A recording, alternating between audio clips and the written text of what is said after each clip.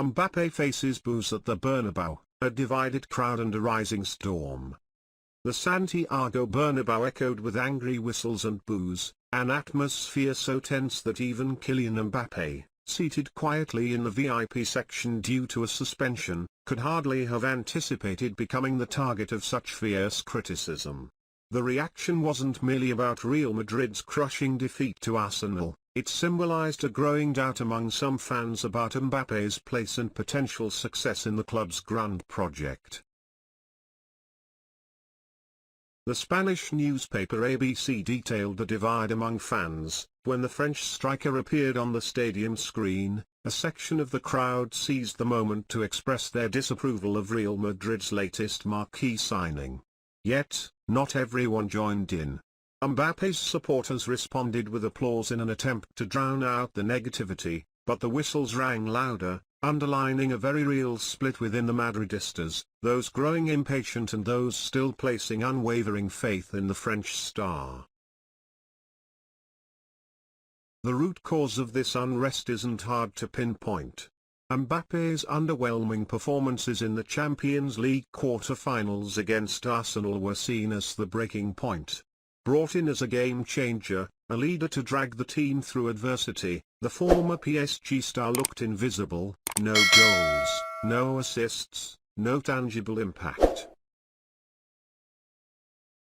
To be fair, his first season in Madrid hasn't been a failure statistically. With 31 goals and 4 assists in 46 appearances, including 22 goals in La Liga, his domestic form remains impressive. He also played a role in securing the UEFA Super Cup early in the season. But at Real Madrid, numbers only tell part of the story. What truly defines a Galactico are decisive moments, standout performances in crucial matches, and the ability to rise when the team needs it most, something Mbappé has yet to consistently deliver.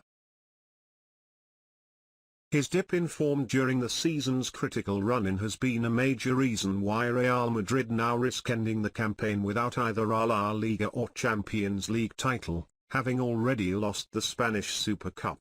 Mbappé, hailed as a potential savior upon arrival, now finds himself entangled in the very issues he was supposed to solve.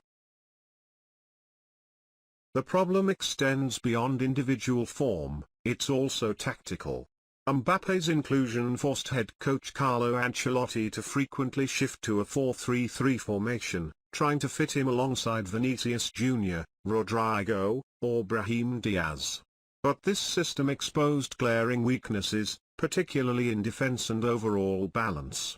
Heavy defeats like the 0-4 loss to Barcelona in La Liga, the 2-5 Super Cup final defeat, and the 1-5 aggregate loss to Arsenal all came with Mbappé leading the front line. Ironically, Mbappé's absence in a recent match against Athletic Bilbao allowed Ancelotti to revert to a 4-4-2 system, the very setup that led Madrid to glory last season in both La Liga and the Champions League. "My preferred system is 4-4-2, the Italian coach openly admitted.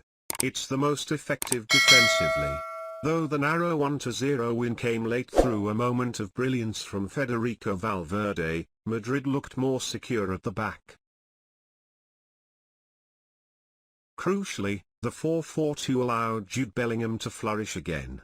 No longer tethered to deeper roles to accommodate Mbappé, the English midfielder was free to push forward, closer to goal, more dangerous, just like the previous season where he scored 23 goals.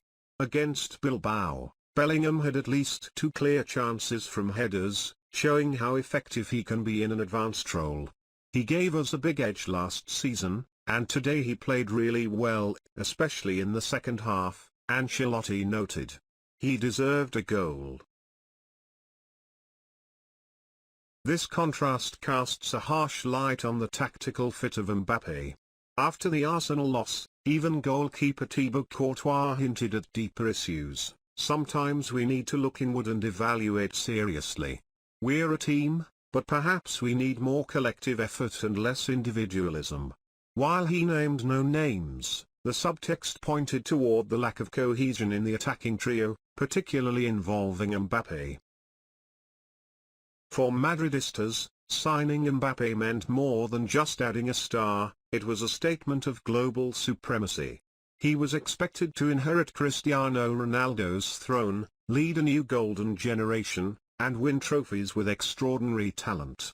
Yet, less than a season in, that shine is fading under the clouds of skepticism. Spanish journalist Tomás Roncero even wrote that Mbappé, so far, hasn't lived up to even the shadow of Ronaldo in his early Madrid days. The comparison with Ronaldo is inevitable, and perhaps the greatest pressure Mbappé now faces.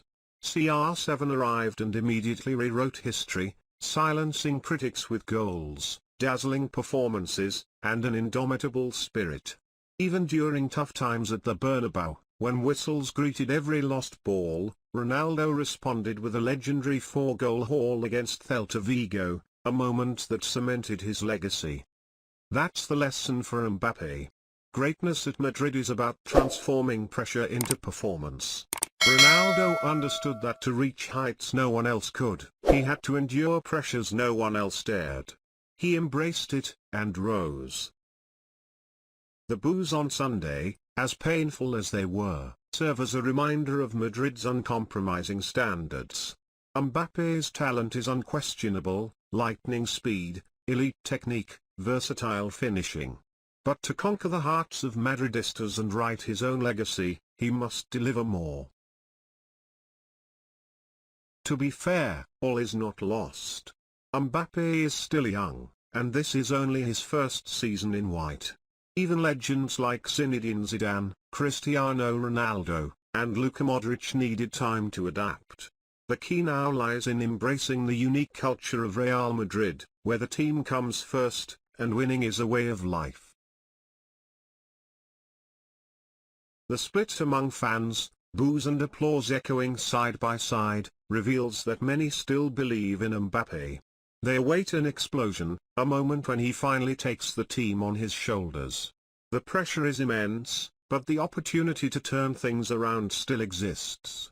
The road ahead is treacherous, but if Mbappé can draw inspiration from Ronaldo, confront adversity head-on, and rise to the occasion, those whistles may yet transform into roaring cheers, and his name might one day be etched into Bernabéu folklore.